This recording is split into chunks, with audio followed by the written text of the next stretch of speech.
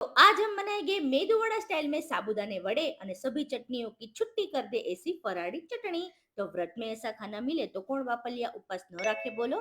तो सर्वप्रथम चटनी के लिए डेसिकेटेड कोकोनट, रोस्टेड पीनट, नीला मरचा, धनिया, नमक, साकर, नींबू का रस, जीरू और पानी डाल के ऐसे चपटी वगाड़ेंगे तो लियो एकदम घट्ट गड़चट्टी चटनी है तैयार।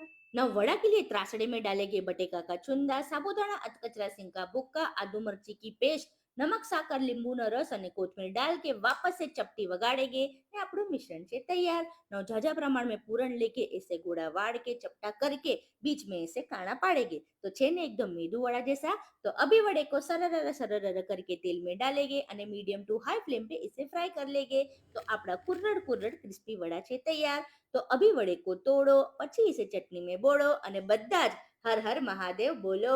બધા જ મારા જેવા ખાઉતરા ભગત છે હો બાકી। આવજો।